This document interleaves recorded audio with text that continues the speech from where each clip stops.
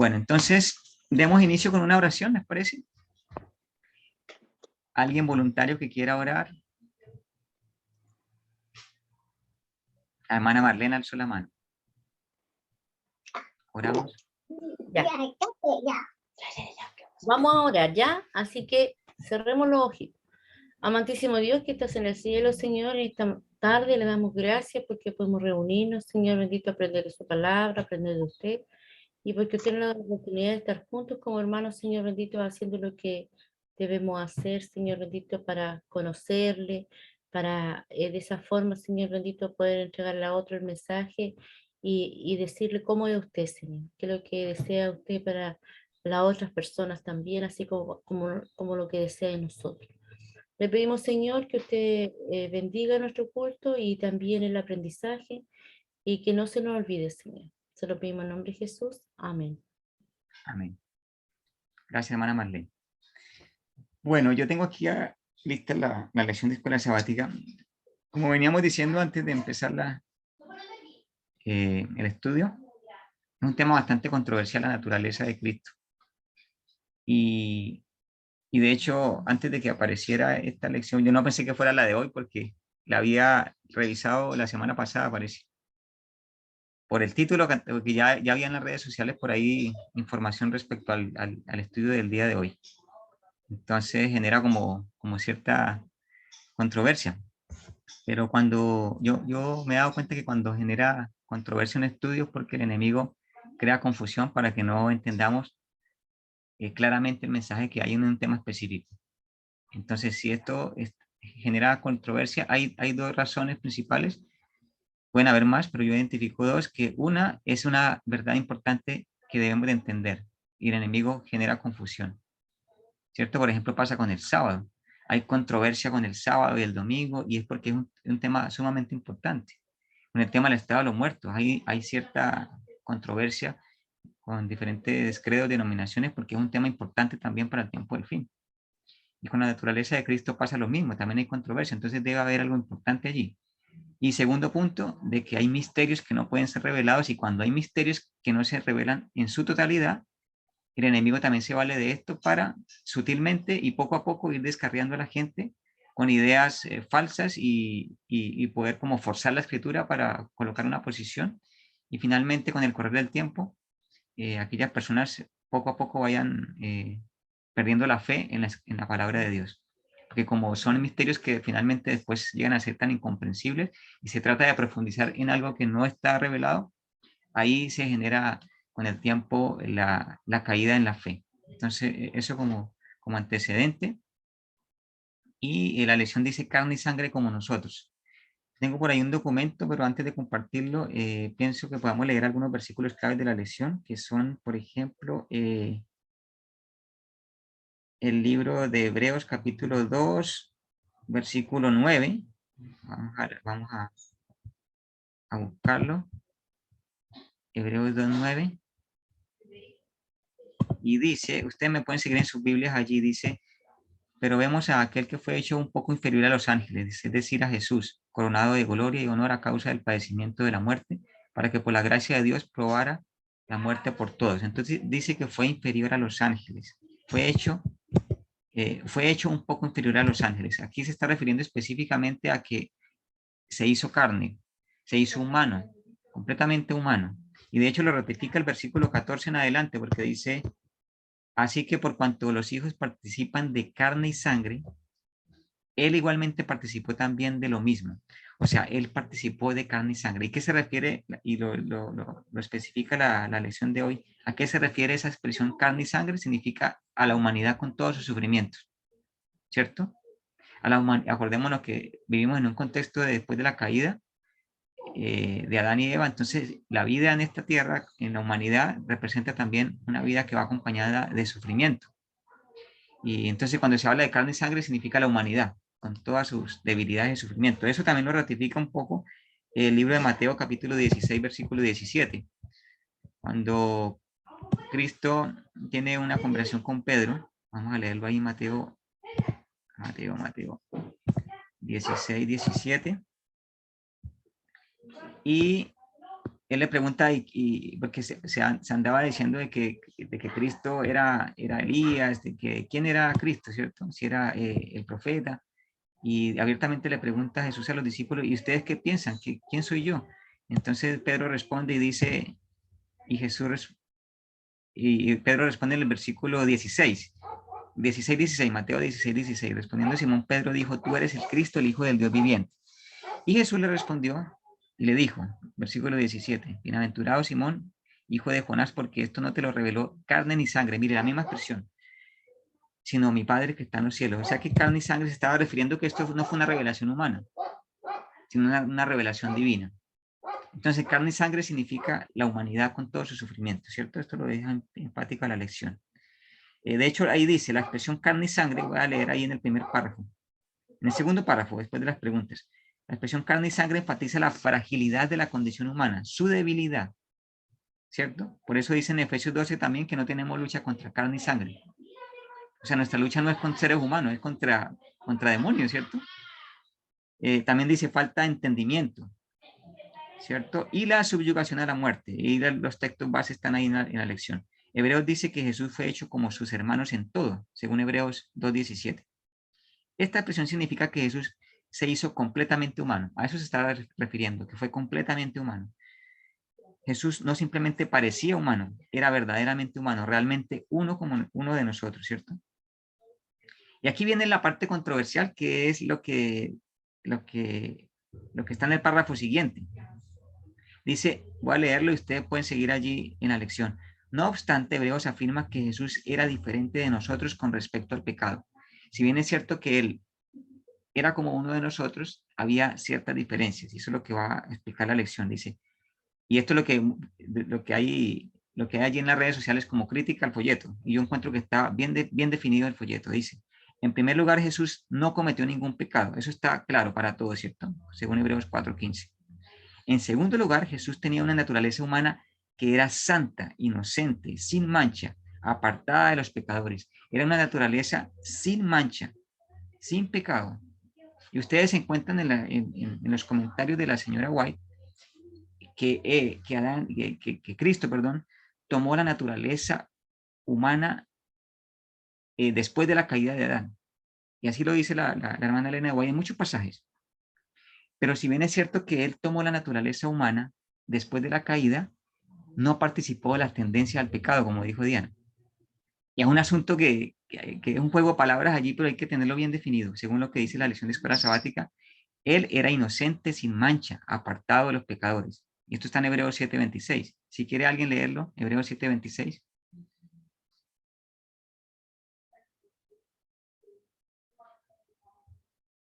¿Cuál, Fernandito? Que es que la de mí no me escuchó. Hebreos 7:26.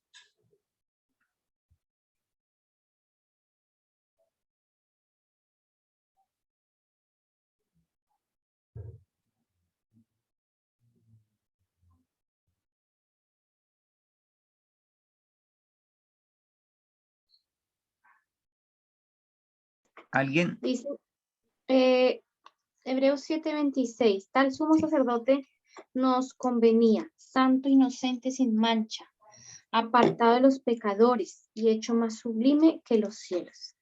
Amén. Entonces, aquí está diciendo que fue santo, ¿cierto? Apartado de los pecadores. O sea, no fue completamente como nosotros en el sentido de que no tenía tendencias al mal. Y esto por ahora se los argumento, pero vamos a soportarlo con el Espíritu de Profecía y la Biblia también. A ese punto vamos a llegar en la lección de hoy. Entonces dice, y en la parte que viene, es la parte que se está refutando en las redes sociales, dice, nosotros tenemos tendencias al mal. Entonces aquí la lección está explicando que nosotros tenemos tendencias al mal, pero que Cristo no. Y según algunos hermanos y tal vez grupos, dicen que Jesús tenía tendencias al mal. Y eso es completamente errado, porque si fuese así, también necesitaría de un Salvador. Entonces, esto tiene que estar bien definido. Vamos a seguir leyendo. Nuestra esclavitud al pecado comienza en lo más profundo de nuestra propia naturaleza. Somos carnales vendidos al pecado, según Romanos 7:14. Y ver también Romanos 7:15 al 20. Eso lo pueden leer ustedes en su estudio personal para que alcancemos a abordar todo, ¿no? El orgullo y otras motivaciones pecaminosas contaminan hasta nuestras buenas acciones. No obstante, la naturaleza de Jesús no estaba ensombrecida por el pecado. Así tenía que ser Jesús. Si Jesús hubiera sido carnal vendido al pecado como nosotros, también habría necesitado un Salvador. En cambio, Jesús vino como Salvador y se ofreció a sí mismo como sacrificio sin mancha a Dios en nuestro favor. Después dice Jesús, luego Jesús destruyó el poder del diablo al morir por nuestros pecados como lo ordena, como ofrenda, perdón, inmaculada, y así logró nuestro perdón y reconciliación con Dios. Jesús también destruyó el poder del pecado al darnos poder para vivir una vida justa a través del cumplimiento de la promesa del nuevo pacto, de escribir la ley en nuestro corazón. Así Jesús ha derrotado al enemigo y efectivamente nos ha liberado para que ahora podamos servir al Dios viviente, mientras la destrucción final de Satanás ocurrirá en el juicio final. Voy a dejar hasta ahí y voy a compartirles fundamento de esto que está allí escrito en la escuela sabática, que faltarían como referencia nomás para poder decir que eso que está ahí es cierto. A eso quiero llegar con la lección de hoy. Y ese fundamento va a ser del Espíritu de Profecía y va a ser de la Biblia. Te voy a compartirles pantalla aquí. Tengo un texto por aquí. A ver si lo encontramos. A ver si lo encontramos.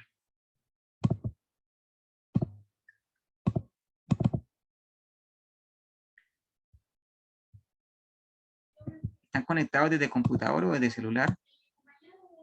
Espero que una buena mayoría esté conectada desde computador porque el texto de repente cuesta leerlo, ¿cierto?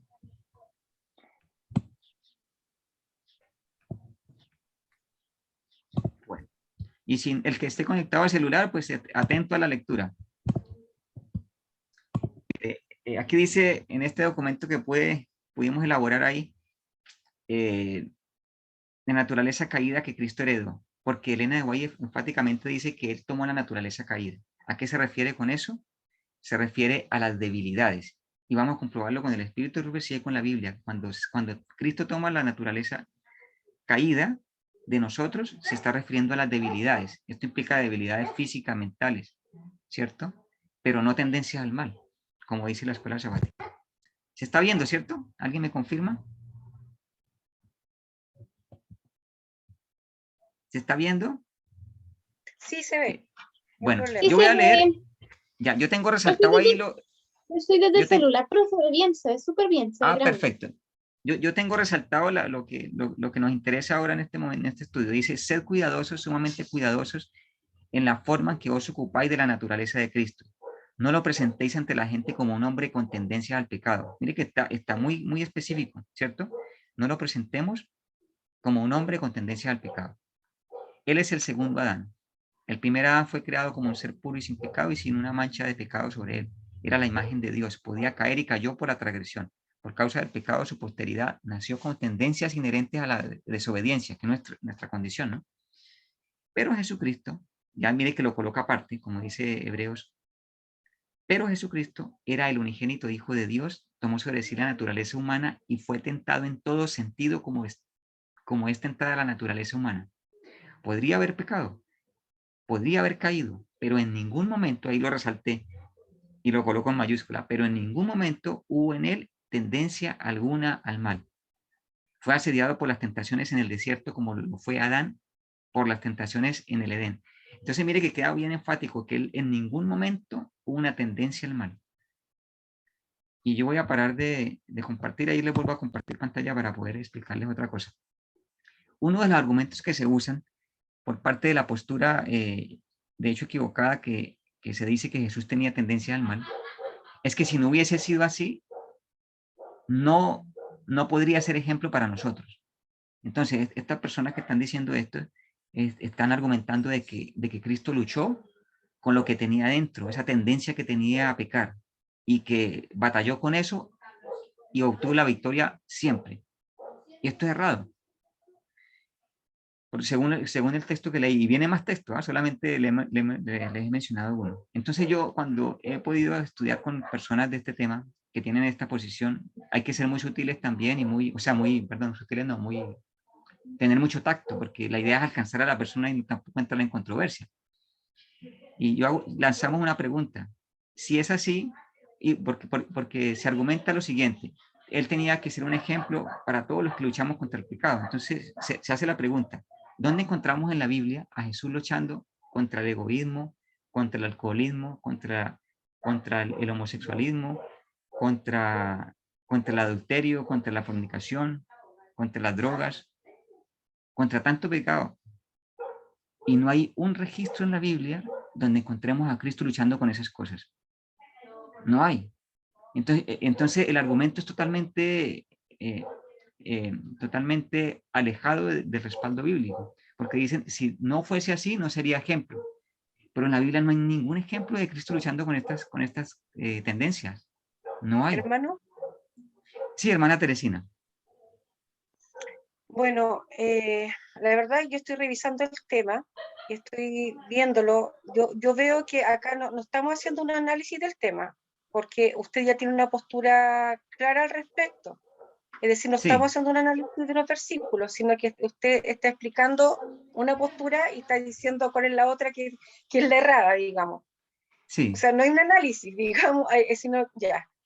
El tema, para mí, para resolverlo, a veces no tenemos que saber exactamente la verdad, porque para mí el tema está claro en el hecho de que Jesús fue un ejemplo y Él nos invitó a ser como Él. Si nos invitó a ser como Él, es porque podemos ser como Él, ¿no es cierto? amén. Tenemos incluso el caso de Enoch, ¿no es cierto? Entonces, si tenemos que creer básicamente en eso, haya sido la naturaleza primera de Adán o la segunda, él triunfó para mostrarnos que es posible triunfar, ¿no es cierto?, espiritualmente. Ahora, con respecto a lo que usted dice, ¿dónde dice la Biblia que él fue tentado en tantas cosas? La Biblia dice fue tentado en todo. Lo dice claramente. Y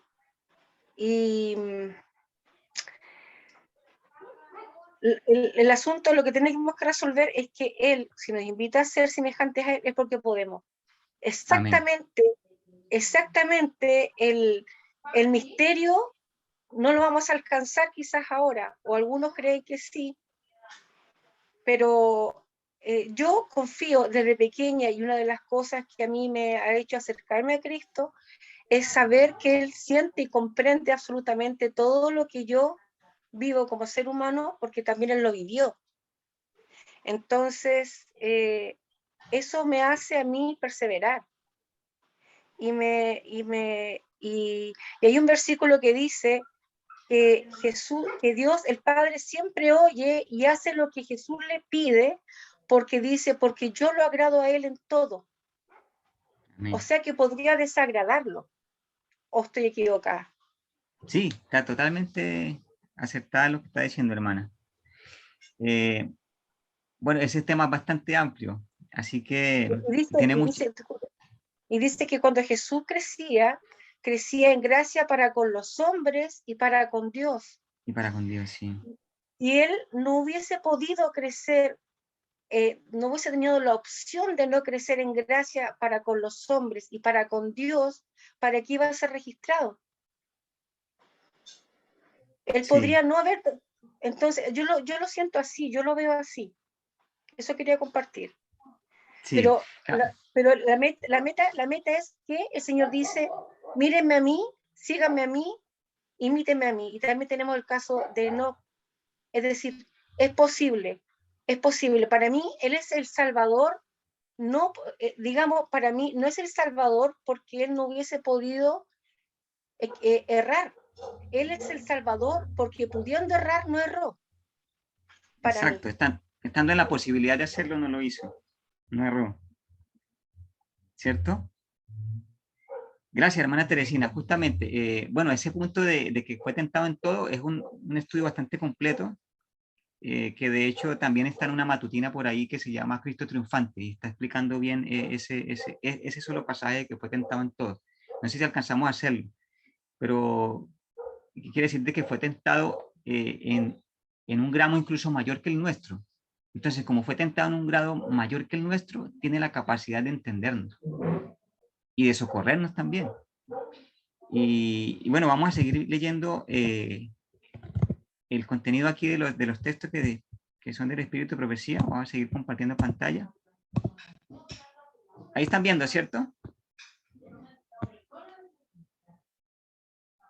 Dice, estas palabras no se refieren a ningún ser humano, excepto al Hijo del Dios infinito. Nunca dejéis en forma alguna la más leve impresión en las mentes humanas de que una mancha de corrupción o una inclinación hacia ella descansó sobre Cristo.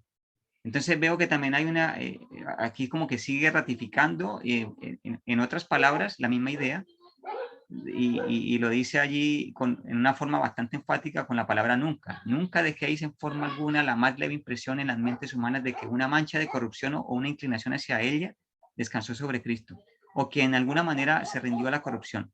Fue tentado en todo, como el hombre es tentado, y sin embargo, él es llamado el santo ser. Que Cristo pudiera ser, mire, y aquí viene algo importante que dijo la hermana Teresina, hay algunos misterios, dice que Cristo fuera que pudiera ser tentado en todo como lo somos nosotros y sin embargo fuera sin pecado, es un misterio que no ha sido explicado a los mortales. Entonces, cuando hablamos de que hay un misterio, indagar más allá es entrarnos en terreno que no nos corresponde, ¿cierto? Sigo leyendo, la encarnación de Cristo simplemente ha sido un misterio y siempre seguirá siéndolo. Entonces, cuando hay un misterio, tenemos que únicamente analizar lo revelado, nada más de eso. Sigo leyendo, lo que se ha revelado es para nosotros y para nuestros hijos, pero que cada ser humano, o sea, involucrémonos todos aquí, permanezca en guardia para que no haga a Cristo completamente humano como uno de nosotros, porque esto no puede ser. Esto está en la carta 8 de 1895. Sigo leyendo, al tomar sobre sí, esta otra fuente ya, esta es Sign of the Times del 6 de, esto es del 9 del 6, en Estados Unidos lo contrario, o sea que sería 9 el mes, el 9 de, pero septiembre 6 de 1898. Dice, al tomar sobre sí la naturaleza humana en su condición caída, mire que aquí también especifica que él tomó la naturaleza humana en su condición caída, ¿cierto? Dice que en esto no participó en lo más mínimo en su pecado. Estuvo sometido a... Mire, y aquí explica a qué se refiere cuando se habla de que adopta la naturaleza en su condición caída. Aquí va a explicar que se refiere a las debilidades. Esto es lo que voy a leer ahí. Dice, estuvo sometido a las debilidades y flaquezas por las cuales está rodeado el hombre, para que se cumpliese lo dicho por el profeta Isaías cuando dijo, él mismo tomó nuestras enfermedades y llevó nuestras dolencias. Él se compadeció de nuestras debilidades y en todo fue tentado como lo somos nosotros, pero sin pecado. Entonces se dan cuenta que está, la hermana Elena está hablando de que esa condición caída que adoptó era respecto a las debilidades y las flaquezas. De hecho, lo vemos en el sentido de que en la parte física, él fue como cualquiera de su generación. Él no medía los 4 metros que medía Adán. Él medía una estatura promedio de acuerdo a su generación, ya con esa degradación física y mental, ¿cierto? Sigo leyendo. Él fue el cordero sin mancha y sin contaminación. Si Satanás pudiese haber tentado a Cristo para que pecara en lo más mínimo, hubiera herido la cabeza del Salvador. Pero como sucedió, solo pudo herir su talón. Si la cabeza de Cristo hubiera sido herida, habría perecido la esperanza de la raza humana. La ira divina habría descendido sobre Cristo como descendió sobre Adán. Cristo y la iglesia habrían quedado sin esperanza. Otro texto dice, no deberíamos albergar dudas en cuanto a la perfecta impecabilidad de la naturaleza de Cristo. Nuestra fe debe ser una fe inteligente que mire a Jesús con perfecta confianza, con fe plena y completa en el sacrificio expiatorio. Y deseo a toda la gente, también voy a leer la parte subrayada para que nos rinda porque el tiempo ha avanzado. O lo leemos todo, que me falta poquito. Nos falta... Voy a leer la parte subrayada que es como la más enfática. Dice, como cualquier hijo de Adán, aceptó los efectos de la gran ley de la herencia y la historia de sus antepasados terrenales demuestra cuáles eran aquellos efectos. Mas él vino con una herencia tal para compartir nuestras penas y tentaciones y darnos un ejemplo de una vida sin pecado, como decía la hermana Teresina. Nosotros lo imitamos a él en su vida de abnegación, de sacrificio, de solidaridad, de todo lo bueno que tuvo, ¿cierto? En eso fue el ejemplo para nosotros. Sigo leyendo. En el cielo, esto desea a toda la gente, es página 32. En el cielo, Satanás había odiado a Cristo por la posición que ocupara en las cortes de Dios. Le odió aún más cuando se vio destronado. Odiaba a aquel que se había comprometido a redimir a una raza de pecadores. Sin embargo, a ese mundo donde Satanás pretendía dominar, permitió Dios que bajase su hijo como un niño impotente. Y allí está la clave. Dice, sujeto a la debilidad humana. Se dan cuenta que está en varios textos que ya hemos leído, se habla de la debilidad humana.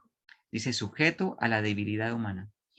Le dejó arrostrar los peligros de la vida en común con toda alma humana. Pelear la batalla como la debe pelear cada hijo de la familia humana, aún a riesgo de sufrir la derrota y la pérdida eterna.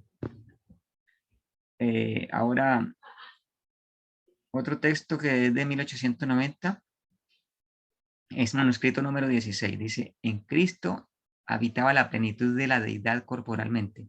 Por eso, aunque fue tentado en todo como lo somos nosotros, se mantuvo ante el mundo desde que entró por primera vez en él, incontaminado por la corrupción, aunque estuvo rodeado de ella. ¿No debemos también nosotros llegar a ser participantes de esa plenitud? Y no es así, y únicamente así como podemos vencer como él venció. O sea, aquí se nos invita a que también imitemos esa vida perfecta de Cristo, se nos invita. Y termina diciendo, perdemos mucho al no meditar constantemente en el carácter de Cristo. O sea que hay una clave para hacerlo, meditar en el carácter de Cristo. Aquí hablaba lo del niño, que también mencionaba la hermana Teresina. La vida de Jesús estuvo en armonía con Dios. Mientras era niño pensaba y hablaba como niño, pero ningún vestigio de pecado mancilló la imagen de Dios en él. ¿Cierto? Sin embargo, no estuvo exento de la tentación. Fue tentado en muchas cosas, ¿cierto? Como dice la Escritura, en todo lo que pudiésemos, incluso cosas que no nos imaginamos. Y ahora vamos a hablar con un respaldo bíblico de lo que es esa participación de carne y sangre. ¿A qué se refiere la Escritura cuando habla de carne? Y con la Biblia vamos a entender que cuando se habla de carne se está refiriendo a la debilidad humana. Y vamos con el primer texto que está en Juan 1:14.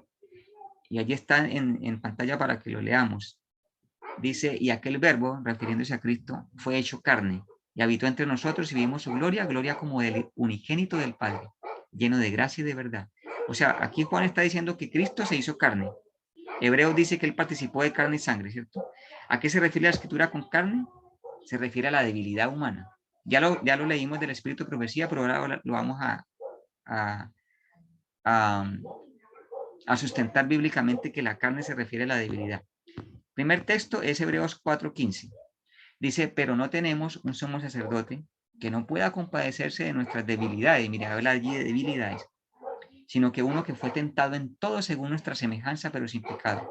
Entonces, antes de decir que fue tentado en todo, dice que él se puede compadecer de nuestra debilidad.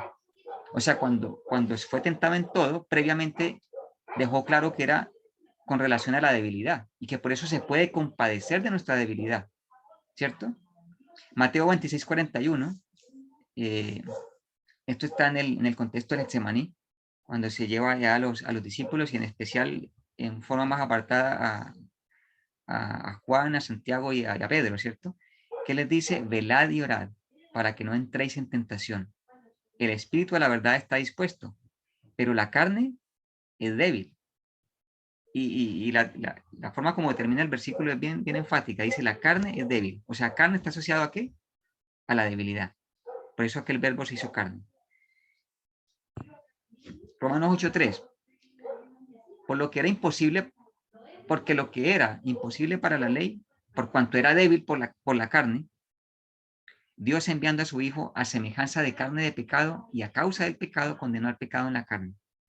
La parte importante, bueno, todo es importante, pero la parte que estamos analizando está ahí donde dice, por cuanto era débil por la carne. Nuevamente asocia la debilidad con la carne. Entonces, cuando aquel verbo se hace carne, dejo de compartir. Ese verbo que es Jesús se hizo débil como cualquiera de nosotros, sin participar de aquellas tendencias que nosotros tenemos al pecado. Entonces, él fue creciendo porque él alcanzó Él fue creciendo en sabiduría y en gracia para Dios y para con los hombres, porque como fue completamente humano, tuvo que crecer y desarrollar sus capacidades físicas y mentales en forma gradual, como lo hace cualquiera de nosotros.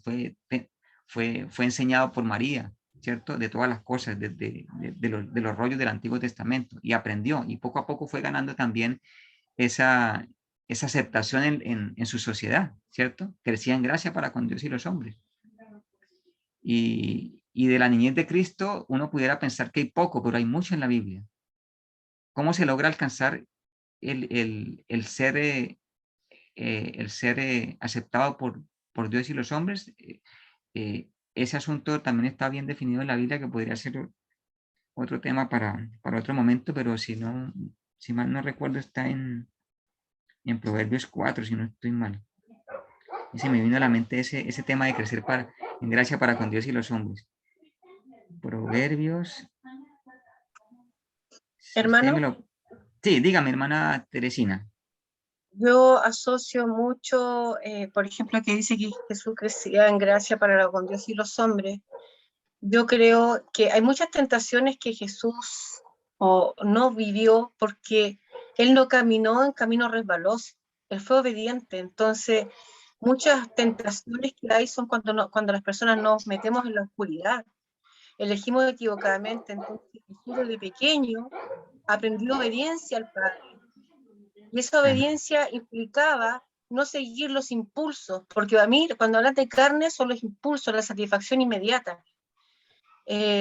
Todo el cristianismo y seguir a Cristo implica la satisfacción después, cuando ya tenemos la fe que Cristo vendrá, y no satisfacer los impulsos inmediatos. Entonces, Jesús caminó siempre por un camino de pureza, pero según lo que yo siento y creo, por un camino de pureza, siempre con la posibilidad de haber pecado. Pero su obediencia, su conexión era tan fuerte que él caminó por ese camino, y hay muchas tentaciones quizás que no pasó, pero básicamente sentir lo que era ser humano, él lo vivió. Eso es lo que yo creo.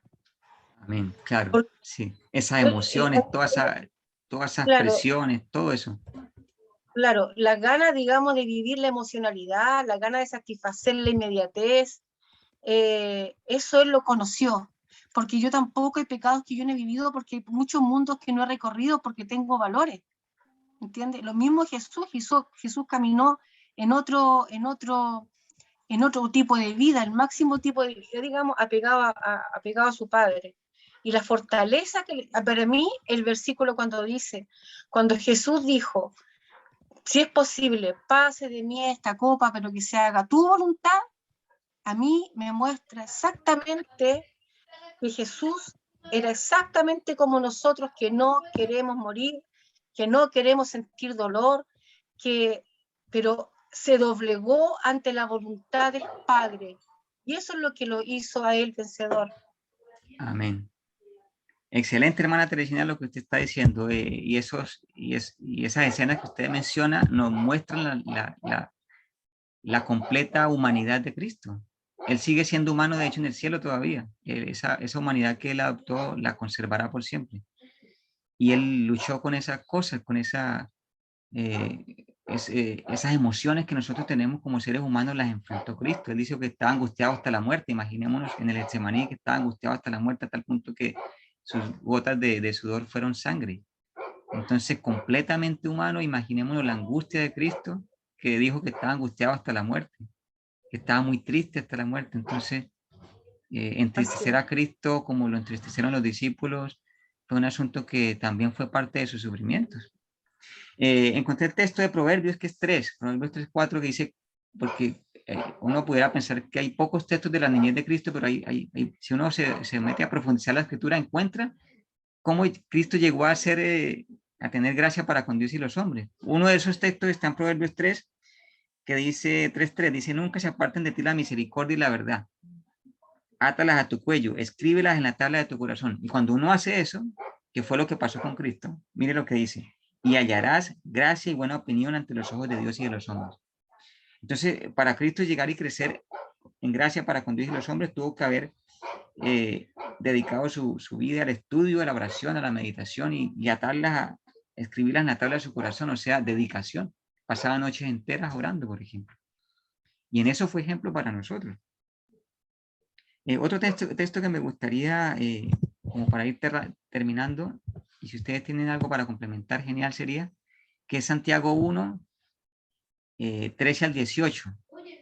Y dice así: cuando alguno es tentado, y aquí está refiriéndose a nosotros, no diga que es tentado de parte de Dios, porque no puede ser tentado por el mal, ni él tienta a nadie, sino que cada uno es tentado cuando de su propia concupiscencia es atraído y seducido. Entonces, ¿por qué lo menciona este texto? Porque este texto no aplicaría para Cristo, porque dice que cada uno de nosotros es tentado cuando dentro de nuestra propia concupiscencia somos atraídos y seducidos, ¿cierto? Entonces, la concupiscencia, después de que ha concebido, da a luz el pecado.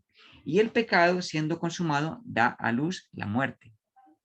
Entonces se dan cuenta de que dentro de nosotros, estamos hablando de nosotros exceptuando a Cristo, tenemos allí una concupiscencia que está dentro de nosotros y eso es lo que nos tienta y dice que eso concibe y da luz el pecado.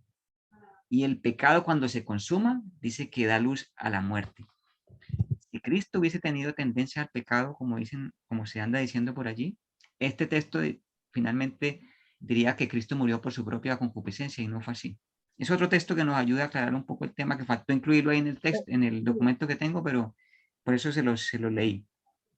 Entonces, hermano, es que sí, justamente a ese tema yo iba, de que Jesús no conoció montones de tentaciones porque él no dejaba avanzar la concupiscencia, digamos.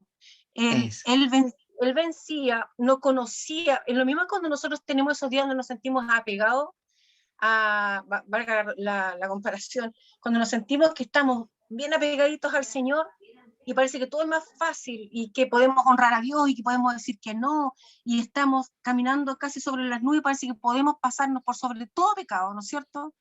Tenemos esa tendencia, pero estamos tan apegados al Padre, estamos tan apegados que se anula, nos rodea un halo de abandonar esa posibilidad. Yo siento que para Jesús era lo mismo, pero al nivel, digamos, un nivel súper difícil de lograr, pero es porque él fue criado y fue obediente y es la misma obediencia que nosotros podemos tratar de alcanzar. Y el poder estaba en él, y incluso él dice que el poder que estaba en él puede estar en nosotros. amén. Entonces nos entrega ese mismo poder que tuvo, porque él para poder ser ejemplo y para poder ser efectivo el plan de la redención tenía que obrar como humano, y cuando él obró como divino, cuando ejerció sus facultades divinas, lo hizo en beneficio de la gente, no para beneficio propio, porque se hubiera frustrado el plan de la redención. Así que gracias, hermana Teresina, porque mire que bueno que compartan ustedes también sus apreciaciones porque complementan bastante el tema. Entonces, en todo lo que él vivió, cuando ejerció su divinidad, nunca fue para beneficio propio. Y de hecho, ya que lo menciona hermana Teresina, que las tentaciones fueron superiores a las nuestras, dice también la hermana Elena de White que Cristo tuvo tentaciones para que orara como Dios. Y con nosotros pasa algo muy diferente. Nosotros somos tentados a que actuemos como humanos caídos. Pero Cristo, en gran parte de su estadía en esta tierra, fue tentado para que orara como Dios. Por ejemplo, dos casos muy puntuales en el desierto. Si eres hijo de Dios, haz que estas piedras se conviertan en pan. O sea, la tentación era para que ejerciera sus facultades de Dios y demostrar de que efectivamente era Dios. Cuando estaba en la cruz, si eres el hijo de Dios, bájate de allí, ¿cierto? Y demuéstranos. El mismo ladrón que no se quiso convertir, y bájanos a nosotros también y sálvanos. Entonces, la tendencia a que actuara como Dios. Fuertemente había esa tentación allí, pero él siempre decidió, desde antes de encarnarse, de que iba a actuar como un ser humano cualquiera de nosotros. y fuese efectivo realmente el plan que se había trazado desde antes de la creación del mundo, de la redención de esta humanidad. Y ¿qué más tenía para contarle? Mientras la hermana Teresina estaba hablando, se me vino algo a la mente, pero ya se me volvió a ir. Pero eso, hermana Teresina, hermana Marlene, hermana Diana, hermana Miriam. Si tienen algo que complementar, sería bueno. Por mi parte, yo pienso que, yo sé que hay mucho que estudiarle a este tema, pero era lo que estaba así como resumido. ¿Alguien más quiere comentar algo, hermana Marlene, hermana Dianita? ¿O están todos? Pues Están, la otra diferencia, Fernandito, es que el Señor Jesús nació del Espíritu Santo. El Espíritu Santo fue en que engendró a María, ¿no? O sea, por decirlo así en palabras. Nosotros por eso debemos también nacer cada día del Espíritu Santo, o sea, pedirle al Señor su Espíritu Santo también para vencer la tentación, para andar como Cristo anduvo. Y bueno, yo pensaba que cuando decía que desde niño él sufrió tentaciones, claro, porque, por ejemplo, yo pienso en la Emily y a su edad ella también puede sufrir frustraciones, tentaciones, puede también sentir dolencias, puede también debilidades, ¿no? Él tuvo que haber tenido tentaciones y debilidades según su edad también y según su ambiente, también debilidad con su propia familia, sus propios hermanos, sus propios sí, compañeros quizás de estudio, claro. digamos vecinos, ¿cierto? Bueno, con lo que yo puedo quedarme, bueno, es un gran misterio en realidad, ¿no? Como todo lo relacionado con, o sea, se ha revelado hasta cierto punto, ¿no? Y cuando estemos en el reino de los cielos, el Señor nos lo va a aclarar 100%, porque igual Amén. el tema sigue siendo complejo. Pero con lo que yo me puedo quedar es que seguir el ejemplo de Cristo, Amén. orar más, estar más en comunión con mi Padre, porque como decía la Marita Teresina, nosotros nos dejamos tentar y nos dejamos llevar por el pecado, un pecado lleva al otro, y la diferencia es que nosotros muchas veces nos gusta el pecado, puede ser, por ejemplo, no sé, yo sé que no tengo que hacer esto, pero lo hago y lo hago un tiempo, ¿cierto? Pero Cristo luchaba porque ya, mamita, ya vamos a dormir. Cristo no lo hacía, entonces para él era la mayor lucha. Un ejemplo, por ejemplo, yo tengo un vecino que escucha música mundana a todo volumen y a mí como hija de Dios no me gusta esa música y yo sufro, ¿sí? Y entonces el Señor, yo creo que él también él también sufría cuando veía algo que a él no le gustaba y todo el tiempo, y cosas que él no hacía, ¿cierto? Esa es la gran diferencia que él nunca hizo, él nunca llegó a hacer tal pecado, él nunca llegó a cometer ni un pecado. Entonces para él era más doloroso eso, o sea, hay veces que uno ve cosas en la iglesia, en la familia, que a uno le duele. Entonces yo creo que el Señor habla también de como ese dolor, ¿no? Que siente uno cuando uno ve, porque el Señor nos ve como sus hermanos, ¿no? Cuando uno ve a su familia, a sus hermanos de iglesia, a sus amados. Entonces el Señor, yo creo que nosotros también podemos, digamos, en cierta manera pensar en ese sufrimiento de Cristo, ¿no? De ver el pecado y bueno, como yo les digo, o sea, quedarnos con seguir su ejemplo de estar aferrados al Señor en oración, en ayuno, en pidiéndole al Señor su Espíritu Santo diariamente para nacer cada día de su Espíritu Santo y vencer, y contar con esa ayuda que nos brinda cada día. Amén. Mire cómo el Señor es lindo, porque lo que se me había olvidado es lo que está diciendo Diana. El hecho de nacer, la posibilidad de vencer el pecado involucran el nacer de nuevo, ser nuevas criaturas. Eso es lo que se me ha olvidado. Pero mira, aquí tengo para compartirles. Voy a compartir pantalla de la Biblia para que no. Tengo una Biblia electrónica. Nosotros también podemos nacer, porque Cristo fue engendrado por el Espíritu Santo y no solamente aplica para Cristo, nosotros también, como dice Juan 1:12, no, Juan 1:11 en adelante. Juan 1:12, sí, ahí están viendo, ¿cierto? Pero a todos los que le recibieron, yo pienso que aquí podemos incluirnos nosotros, les dio el derecho de llegar a ser hijos de Dios, es decir, a los que creen en su nombre. Por eso dice también Juan 3:16 que el que cree en Cristo tiene vida eterna, ¿cierto? y está hablando de estos que creen, dice que no nacieron de sangre ni de voluntad de carne. Mire, la misma expresión otra vez la encontramos aquí. O sea, cuando nosotros nacemos de nuevo, dice que no nacemos de sangre ni de voluntad de carne, ni de voluntad de hombre, sino de Dios. O sea que nosotros también podemos, al igual que Cristo, nacer del Espíritu y tener nuevos impulsos, tener tendencias hacia el bien y no hacia el mal. Mire que esto es algo hermoso. La solución que nos da Dios es nacer de nuevo, para que nuestras tendencias sean ahora el bien. Es una cosa hermosa lo que el Señor hace con nosotros, por eso se llama, eso es un misterio también. El misterio del nuevo nacimiento también es un misterio, como una persona después de ser 30, 40, 50 años, un mal personaje y de repente cambió de la noche a la mañana. O sea, no de la noche a la mañana, pero sí en un tiempo muy corto. Entonces, eso es otro misterio y ese es el misterio del nuevo nacimiento.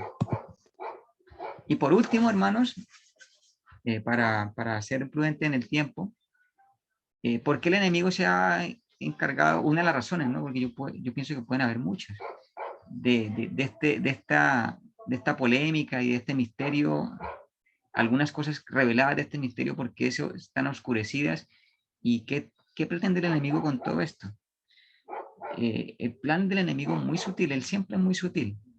Él siempre actúa en forma camuflada, porque si él induce a la gente a pensar de que Cristo tuvo una naturaleza con tendencia al mal, entonces nosotros con este pensamiento finalmente no llegamos a alcanzar la victoria del pecado, y que es lo que Dios quiere de nosotros, que alcancemos la victoria. Porque entonces vemos a Cristo como que también luchó con esas cosas, y el Señor quiere que nazcamos de nuevo. El Señor quiere que naturalmente nos guste el bien. Entonces, si vemos a Cristo como que está en esa posición, no vamos a salir de ahí. El enemigo es muy astuto, hermanos. El enemigo quiere que nos enfoquemos por un lado que no es, para que no alcancemos la victoria sobre el pecado. Tenemos, como dice la hermana de Teresina, contemplemos a Cristo. Y básicamente, lo han dicho muchos predicadores y en muchos libros lo hemos leído tal vez, oración y estudio de la palabra y testificación. Cristo pasaba, y Cristo, que era el Hijo de Dios, sin una mancha de pecado, noches enteras para poder tomar una decisión, noches enteras para poder llamar a los 12 discípulos y comisionarlos. Una noche entera pasó antes de esto. Muchas veces nosotros tomamos decisiones con una oración de 5 minutos y después con el correr del tiempo nos damos cuenta que nos equivocamos. Y nos creemos, o sea, posiblemente no nos creamos allí, pero estamos tan ciegos que pensamos que tenemos con la oración de los 5 minutos toda el respaldo del cielo, pero necesitamos ser como Cristo, que no descuidó sus deberes personales y familiares, pero aún así pasaba tanto tiempo en comunión con su Padre para poder vencer el pecado, que estaba allí rodeado de pecado, pero nunca cometió ese pecado, ¿cierto? Eso básicamente, hermanos. Así que el Señor nos ayude a poder imitar a tan grandioso Salvador. De verdad que si nosotros pasáramos más tiempo meditando en su carácter, seríamos diferentes personas. Meditar en lo que hizo. Otra cosa importante. Esa copa amarga que él bebió, porque se dice que Cristo tomó la copa amarga para poder darnos salvación. Dice la hermana Elena de White que gran parte de esa copa amarga que le tocó beber estaba relacionada con su vida familiar. Y es una de las situaciones más complejas que enfrentamos nosotros como cristianos en nuestra familia, cuando no comparten nuestras mismas decisiones y credos, y incluso dentro de los mismos credos adventistas, se tienen que vivir situaciones muy complejas en la familia. Dice que Cristo en su familia le tocó esa copa amarga que vivió. Gran parte de esa copa amarga que vivió fue con su familia. Entonces, lo digo a manera de reflexión para que también pensemos de que si vivimos situaciones complejas en la familia, tengamos en cuenta que Cristo también las vivió y aún así se mantuvo firme. Aún así, porque casi que lo obligaban a que él se sometiera a las autoridades de los fariseos y de los sacerdotes de esa época, pero él tenía que siempre que estar allí con la vista fija en su Padre Celestial y hacer lo que a Él le agrada, no lo que le agradaba a la mamá o a sus hermanos. Él hizo siempre lo que le agradaba a su Padre Celestial y es complejo eso. Entonces, la victoria sobre el pecado es un tema que pienso que debe ser nuestra meta, porque queda muy poco tiempo. En este 2022, quién sabe qué cuántas cosas irán a pasar, pero que el Señor nos ayude. El Señor les bendiga, hermanos.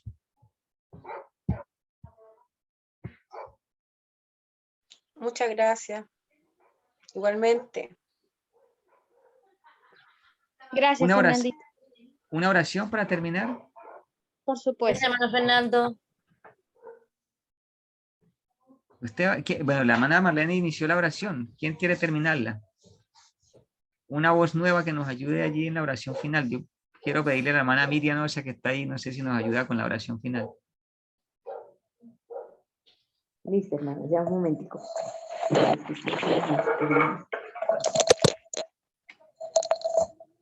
Bueno, entonces vamos a colocarnos en posición reverente, como puedan. Bueno, oremos. Oremos. Amantísimo Padre, que nos hace más alto de los cielos, alabado sea por siempre. Gracias te damos por tu palabra, que nos has dejado escrito estas enseñanzas, para que con la ayuda del Espíritu Santo podamos entender. Gracias, por el ejemplo de nuestro Señor Jesús, y aunque pensamos en lo que nunca tocó, nos dio ejemplo a nosotros para que no caigamos en tentación, sino que te agrademos a ti. Gracias por este estudio que tuvimos en esta tarde, por el hermano Fernando, por lo que estuvimos. Bendice cada familia que tú presentada, Señor, y ayúdanos a estar más en comunión contigo, a contemplarte más cada día para podernos asemejar más a ti. Acompáñanos en el resto de esta noche, bendice cada familia. Te lo agradecemos y te lo pedimos en el nombre del Señor Jesús. Amén. Amén.